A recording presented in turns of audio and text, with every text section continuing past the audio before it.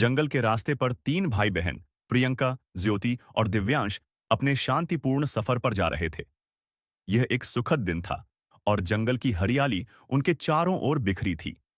जैसे ही वे पेड़ों के बीच से गुजर रहे थे, अचानक एक अजीब सी आवाज ने उनका ध्यान खींचा। आवाज गहरी और भयावह थी। वे उस आवाज के स्रोत की ओर बढ़ने लगे। थोड़ी दूर जाने पर एक भयावह डायन उनके सामने प्रकट हुई। उसकी आंखें लाल थीं और बाल बिखरे हुए।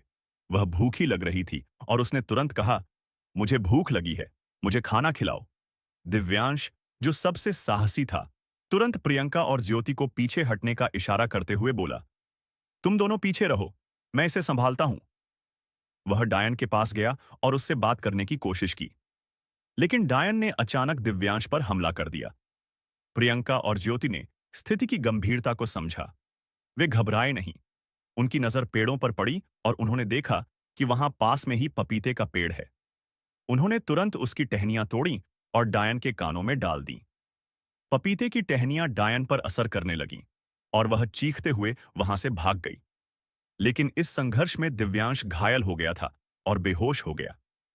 प्रियंका और ज्योति ने उसे संभाला और किसी तरह उसे सुरक्षित स्थान पर ले गए।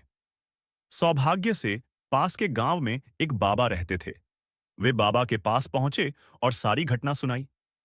बाबा ने दिव्यांश की देखभाल की और उसे औषधियां दी।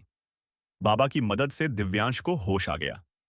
होश में आते ही दिव्यांश ने बाबा को धन्यवाद दिया और कहा, बाबा, आपने मेरी जान बचाई है। मैं आपका यह एहसान कभी नहीं भूलूंगा।